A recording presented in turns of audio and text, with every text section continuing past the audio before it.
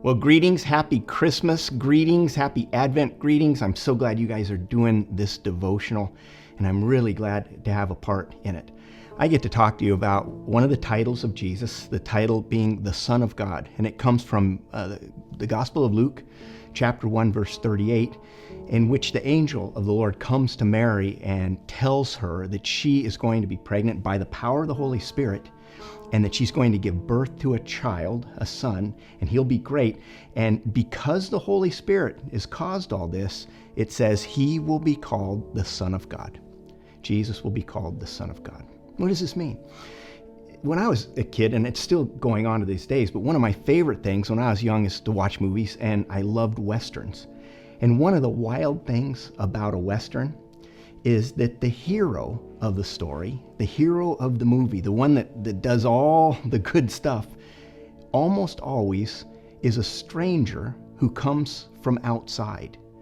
So you can think of these classic movies, and you wouldn't know these names and it doesn't matter, but the classics back in the 60s and 70s, a guy named Clint Eastwood, and he would come riding into town, this town where the bad guys, the bandits, were just causing so much trouble and hurting people and stealing things and wrecking everything. And they'd shoot somebody and didn't even care about it.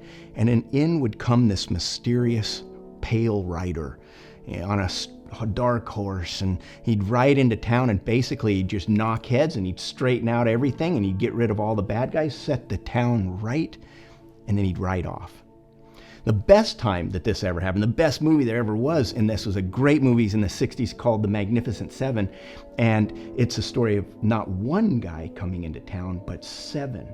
Like one guy got his friend and another friend and another friend, and seven of these guys come into this town where a group of bandits had just been doing nothing but problems and harm, hurting people. And if anybody stood up against them, the bad guys would just shoot them, and they didn't care.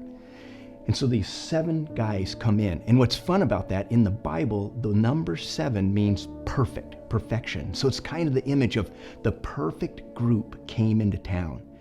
And they end up fighting the bad guys, and they set up traps, and they do all this brilliant stuff. And in the end of the day, they get rid of the bad guys. The whole gang is defeated. Several of the good guys are killed, and they gave their life for it. But they got rid of everything that was bad, and they handed the town back to the people who lived there, and they rode off. Now, what has this got to do with Jesus, the Son of God? When we talk about the Son of God, what we're talking about is the fact that we need help, and that help has to come from outside. There's no person in this world that can fix the needs and the hurts of this world. We need someone from outside. There's no one in this world that can fix the hurts and needs that are inside of me or inside of you, inside of us as people. We need somebody from outside, and that somebody from outside needs to be perfect, like the perfect group coming in and doing whatever it takes to get rid of the bad and restore things back to the good. And when we talk about Jesus, we recognize that he's not just a guy. He's not just another man in the Bible, not just another person in the Bible.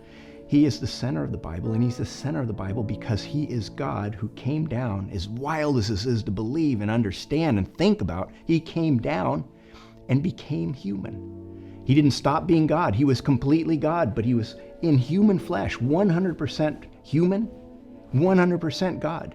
And he came from outside into this broken mess filled with bandits, and he set it straight.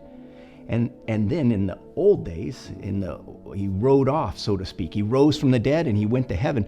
But this Jesus is going to come back one day. What we look forward to in the season of Advent, the coming of Jesus, we look forward to in a different way of him coming back one day and setting things right. The Son of God means that our help has come. It has come perfectly. It's come from outside. It's come as one who can fix the problem in a way none of us ever could. Jesus, the Son of God, is the one who makes everything right. God bless. Have a great Advent. Have a great Christmas. Thanks for letting me be a part of it. God bless all. Bye.